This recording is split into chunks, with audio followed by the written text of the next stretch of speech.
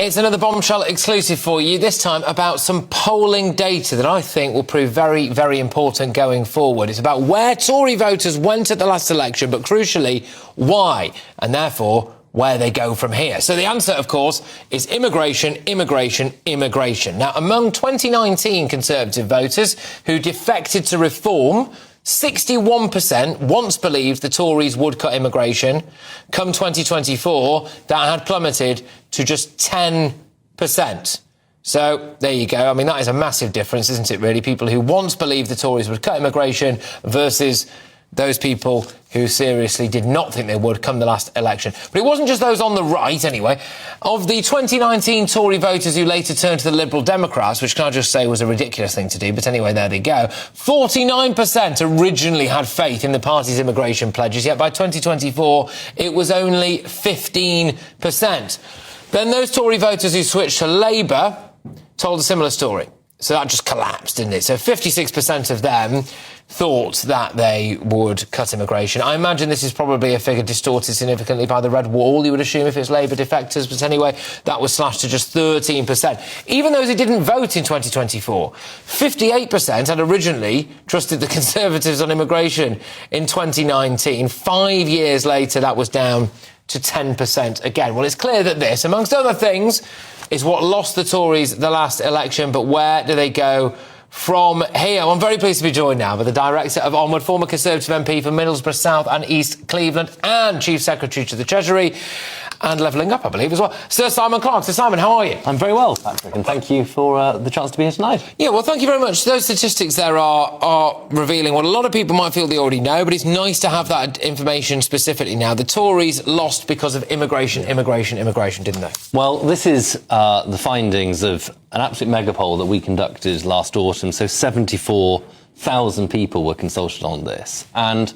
you're absolutely right. I think a lot of people would say, well, we knew it was all about immigration, but it's very important that we actually have the statistics now which prove just how definitive voters' loss of trust in the government was over the issue of immigration, because it's only by understanding why we lost that we can hope to rebuild credibility and to win again. And what is also really interesting in the polling we've conducted is that it absolutely dispatches the myth that people who voted Liberal because they'd suddenly become sandal-wearing hippies. They haven't.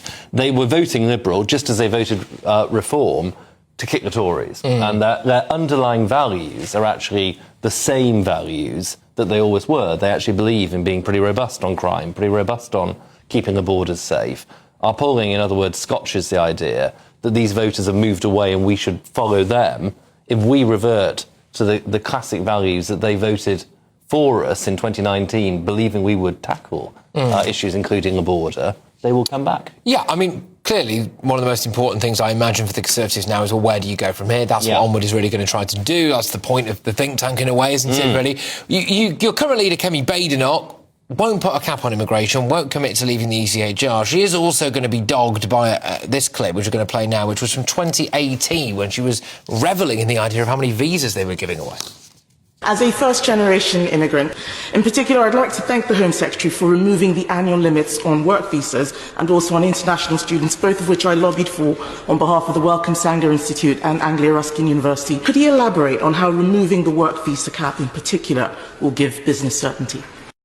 So is she the right woman for the job, given what we've just been speaking about, do you think? Well, there's no question that what Kemi's announced since she became leader of the party is absolutely on the right lines in terms of showing that we get that immigration has been far too high, both legal and illegal immigration. So we've had significant announcements on changing the rules around what's called indefinite leave to remain, trying to make it harder, in other words, for people who come into the UK claiming asylum to actually earn the right to stay here indefinitely and get on a path to citizenship. So Kemi's cracking down on that. On the European Convention on Human Rights, there's obviously going to have to be action, right? The abuses which we see week in, week out, with judges backing people who are breaking the law by coming here illegally over our rights as citizens to have our borders enforced. I am absolutely confident this is something the Tory Party will look at hard and get a much more robust answer on before we go to the next election. Yeah, some of those stats I thought were really interesting was not just about the Liberal side of it, which I think you're absolutely right. Those people voted Lib Dem, I think many of them just to get the Tories out, and they are very much gettable when it comes to getting them back in. But the Labour switches that we had on the screen before, I imagine a lot of that was Red Wall, because Boris did so well in the Red Wall. So how do you fight off Farage in those working class areas? I mean, that is a really good challenge. Obviously, that's what sits at the heart of probably the rest of this Parliament, is how do we convince the people who lost faith in us that we are serious about these issues? And the only answer is that we need to demonstrate by firm commitments which are written in blood that we really do get this, and that is something which you earn over the course of a multi-year period. You've got to keep stating unequivocally, if we get in, this will be the system that we have in place, and this is the result that will flow from it. And you make something which is so categorical, so black and white, that we can't resile in the way which, sadly, we did do during the last Parliament. We made some serious mistakes on the calibration of the points-based migration system. We got that wrong. And what our polling shows is that by far and away, the immigration question was why we lost the last election. And all other issues were ultimately, by some distance, secondary to that. We have to recognise as well, and this is another thing that comes out of the Breaking Blue report that Lissell references, that the 2015 Conservative coalition, the 2010 Conservative coalition, leaning heavily into the south of England, trying to squeeze every last seat that we could out of the Liberal Democrats in the south, that is not a coalition that's going to come back naturally. And that the opportunity for the Tory Party lies in winning back seats, obviously in the south, but also in the Midlands and the north, where we lost them in large numbers.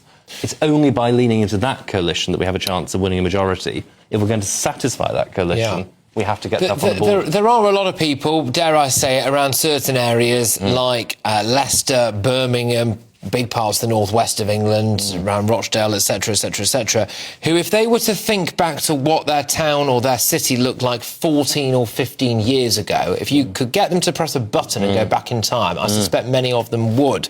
And much of that is due to immigration, rapid demographic and cultural change. And for them, they are probably thinking, well, the Tories were in power for that, so why should they trust you now? Well, I think we have to both own what we got wrong and also show that we will stop it from happening. So I think reform of ECHR issues, the European Convention on Human Rights, to crack down on the illegal routes is absolutely critical. On the legal migration routes, we just need to have the most robust targets in terms of bringing visas. So you are talking about a cap on numbers. You think you need a cap on numbers, and you need to leave the ECHR? I think we definitely need a cap on numbers. And my personal view has long been that we need to leave the European Convention on Human Rights, which is the only way I think you'll stop the abuses which we see. Do I think that leaving the ECHR solves every problem? No, because there are issues with UK domestic case law as well. So it's not just as simple, sadly, as leaving the convention. But I do think leaving the convention is the only way you will stop the bulk of the abuse. It's really interesting, because look, Onward, I appreciate that many people at home, just watching wherever, might not necessarily get this, but you are the kind of premier centre-right think tank that has got the ear of the Conservative Party, and you will presumably be going and telling the leader of the Tory Party that if she wants to have a chance of winning the next election, she's got to campaign on leaving the ECHR, and she's got to put a figure on migration. What's that figure going to be? Well, I think the only answer for the Conservatives in the next election is to show that we get it on migration. And we long talked about having a figure in the tens of thousands. We obviously saw figures which were in the high hundreds of thousands. That is totally unacceptable. For me, it's not a case tonight of setting an arbitrary figure, but it needs to be at the very low end of that spectrum. Okay.